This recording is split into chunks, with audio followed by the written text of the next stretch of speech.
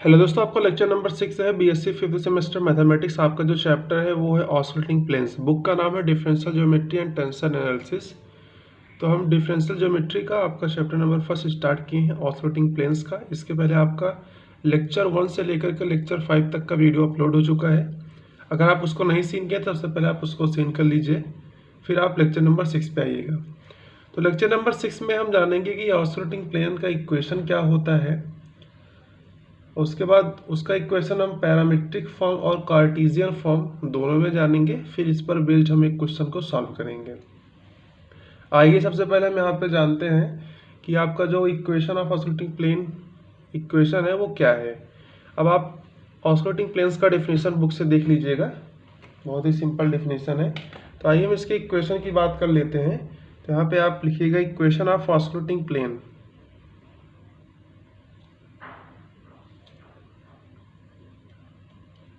Equation of osculating planes.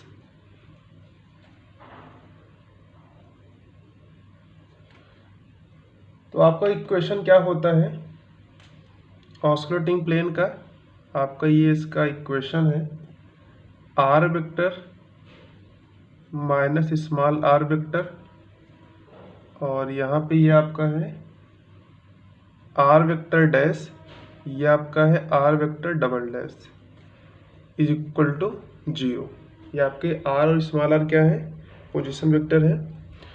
तो यहाँ पे देखिए आपका इक्वेशन ऑफ ऑसिलेटिंग प्लेन हो गया है capital R minus small R vector, R dash vector, R double dash vector is equal to 0। अब आइए इसी इक्वेशन को हम जो ऑसिलेटिंग प्लेन का इक्वेशन है इसको हम पैरामीट्रिक फॉर्म और कार्टेशियन फॉर्म उसमें भी देख लेते हैं। तो यहाँ पे आप हेडिंग में नोट करिएगा इन पैरामीट्रिक फॉर्म।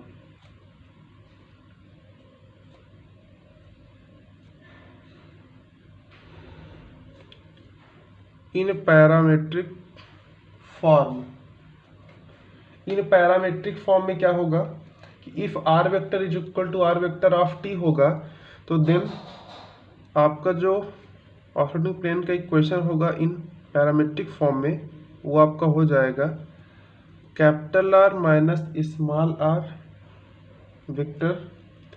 यहाँ पे आपका आर वेक्टर डॉट होगा और ये आपका आर वेक्टर डबल डॉट होगा, ये इक्वल टू होगा आपका 0 के।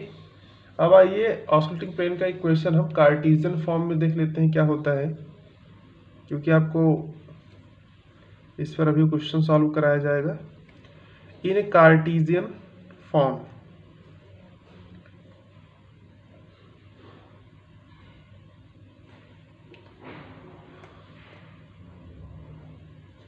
इन कार्टेशियन फॉर्म में आपका ऑसिलेटिंग प्लेन का इक्वेशन क्या होगा?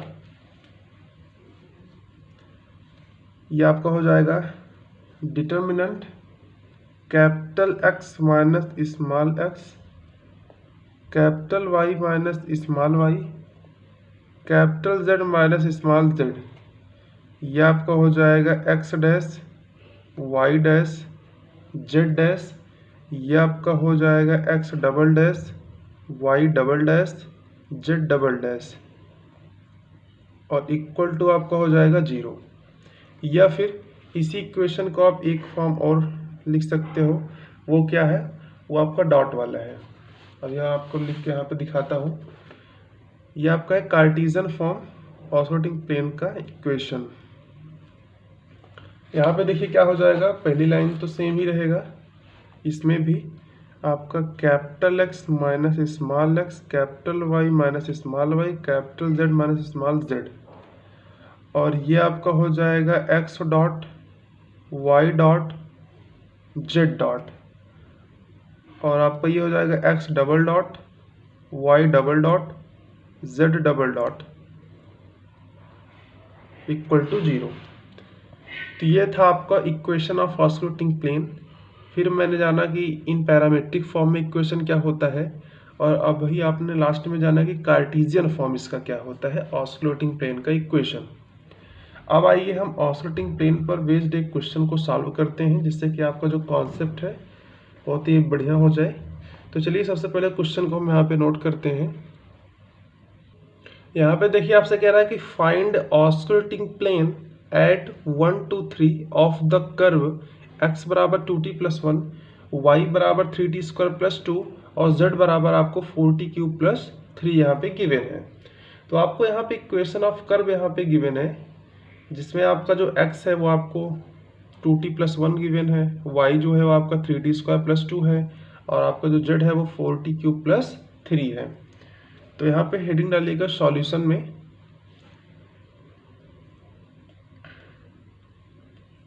आइए इसका हम सॉल्यूशन जानते हैं।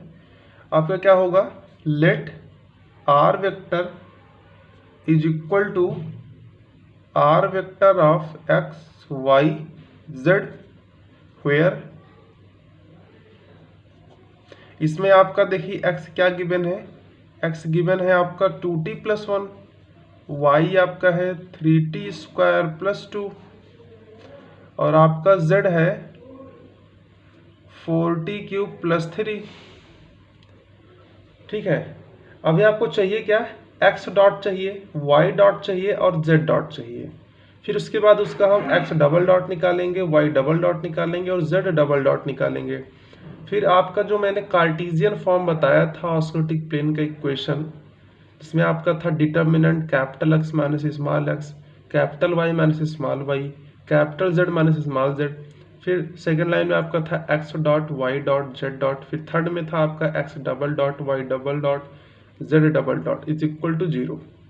तो उसी फार्मूले पर इसको हम वैल्यूज को पुट करके सॉल्व करेंगे। तो आइए सबसे पहले हम x डॉट का वैल्यू, y डॉट का वैल्यू, z डॉट का निकालते हैं। तो x डॉट मीन्स होता है dx अपॉन dt। तो 2t प्लस 1 का t के रिस्पेक्ट में हम डिफ्रेंसिएशन करेंगे तो 1 का 0 हो जाएगा क्योंकि ये कांस्टेंट है। अब यहाँ पे 2t का करेंगे तो 2 कांस्टेंट है बाहर आ गया, t का करेंगे तो 1 आ जाएगा और 2 इंटू 1 आपका 2 ही रहेगा। y डॉट करेंगे, t स्क्वायर का करेंगे 2t आएगा और यहाँ पे 3 है और 3 के साथ मल्टीप्लिकेशन हो जाएगा तो यहाँ पे 6t बचेगा, 2 का 0 हो जाएगा। z डॉट कितना होगा, 4t क्यूब है, t क्यूब का 3t स्क्वायर होता है। अब 3 के साथ मल्टीप्लिकेशन करेंगे 4 का तो आपका आ जाएगा 12 और यहाँ पे t स्क्वायर और प्लस 0। अब यहाँ पे देखिए इम्प्लाइज दैट, इसका हम डबल डॉट निकालते हैं। इसका फिर से हम t के रिस्पेक्ट में करेंगे, चूँकि ये कांस्टेंट है तो इसका 0 आ जाएगा। y डबल डॉट फाइंड करते हैं, 6 इंटू टी का करेंगे, t का 1 हो जाएगा तो यहाँ पे 6 बचेगा। z डबल डॉट निकालेंगे, 12t स्क्वायर है, t स्क्वायर का 2t होता है, 12 के साथ 2 का मल्टीप्लिकेशन होगा 24t आ जाएगा। तो ये आपके पास वैल्यू निकल के आया है। x y z का आपको क्वेश्चन में ही गिवन था, आपने उसकी सहायता से x डॉट, y डॉट और z डॉट फाइंड किया, फिर उसकी सहायता से आपने x double dot, y double dot और z डबल डॉट फाइंड किया। अभी आपको एक कंडीशन दिया है कि एट 1 to 3 पे आपको फाइंड करना है। जब आपका जो x का वैल्यू है वो 1 हो, y 1, y क्या हो 2 हो और z 3 हो। तो यहाँ पे एट 1 to 3 का मतलब क्या है, एट 1 to 3, यहाँ पे इसका मतलब है कि आपका जो x है 1 के बराबर है, y जो है वो आपका 2 के बराबर है और z आपका जो है वो 3 के बराबर है। अगर आपका x बराबर 1 है, y बराबर 2 है, z बराबर 3 है, तो यहाँ से हम t का वैल्यू फाइंड करते हैं।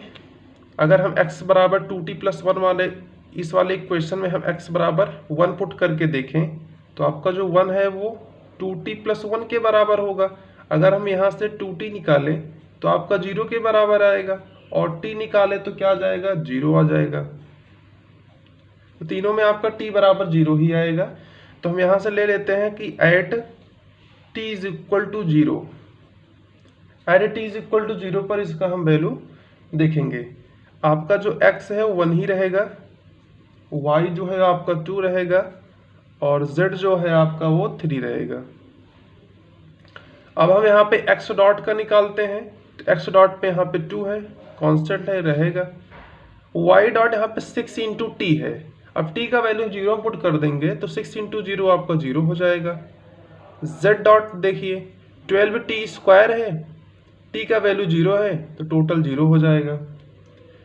आइए अब यहाँ पे देखते हैं, x डबल डॉट आपका 0 ही है, y डबल डॉट में आपका केवल 6 है तो आपका 6 ही रहेगा क्योंकि कांस्टेंट है।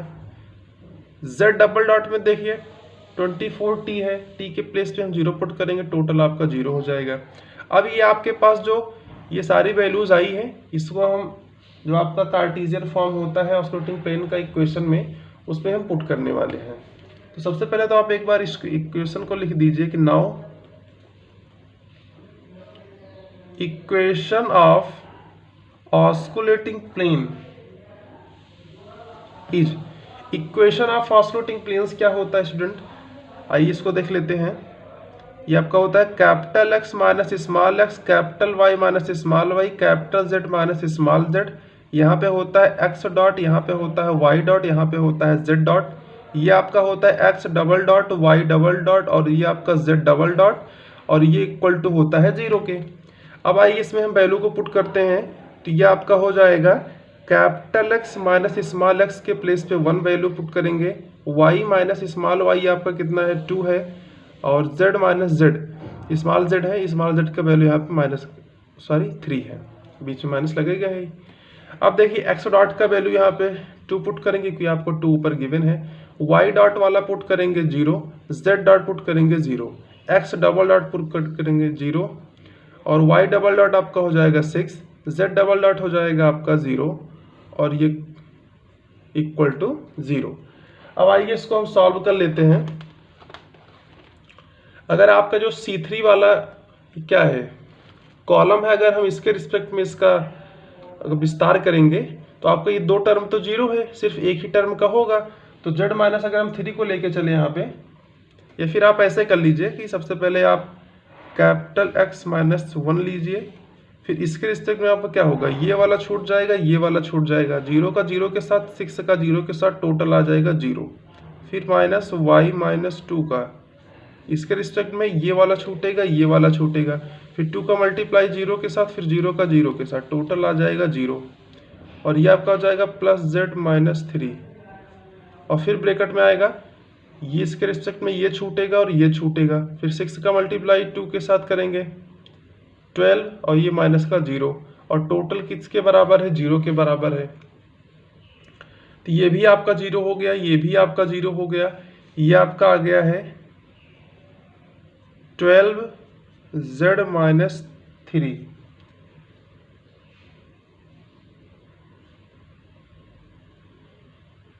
और ये आपका इक्वल टू आ गया है 0 के।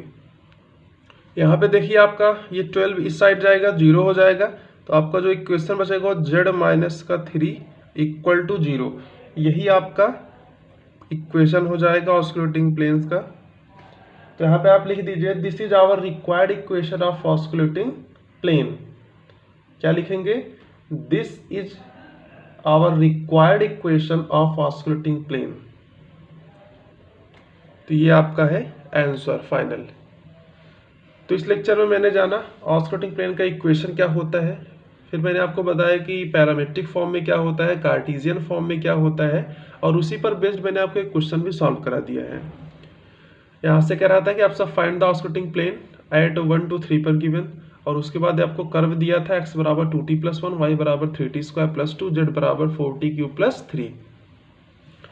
एक बार फिर से आप समझ लीजिए इस क्वेश्चन को और इसके सॉल्यूशन को, कि आपके पास इक्वेशन ऑफ कर्व था, उसकी सहायता से आपने x dot y dot z dot निकाला, फिर आपने x double dot y double dot और z डबल डॉट, बट आपको यहाँ पे एक कंडीशन दिया था कि एट 1 to 3 पे आपको फाइंड करना है, जहाँ आपका x बराबर 1, y बराबर 2, z बराबर 3 होगा। तो जब आप x बराबर 1 पुट करेंगे इस वाले में, तो आपका 1 is equal to 2t plus 1 आएगा। अब ये 1 1 1 0 हो जाएगा। अब 2t बराबर 0 है तो t बराबर 0 ही होगा। अब t बराबर 0 है, इसका हम फिर से एक बार वैल्यू निकाल लेंगे, ये जो आपका ऊपर है, तो x बराबर 1, y बराबर 2, z बराबर 3 ही रहेगा। फिर x dot y dot z dot, x double dot y double dot z double dot, सभी वैल्यू को उठा के हम इक्वेशन ऑफ ऑस्कुलेटिंग प्लेन्स में पुट कर देंगे, इसको सॉल्व कर लेंगे। नॉर्मल सा डिटर्मिनेंट है आपका, तो आपका z-3 आपका इक्वेशन आ गया है ऑस्कुलेटिंग प्लेन्स का। तो स्टूडेंट इस वीडियो को यहाँ पे एंड करते हैं। अगर वीडियो आपको पसंद आया हो तो हमारे चैनल को सब्सक्राइब करके बेल आइकन को प्रेस कर दीजिए। Thanks for watching this video, have a great day.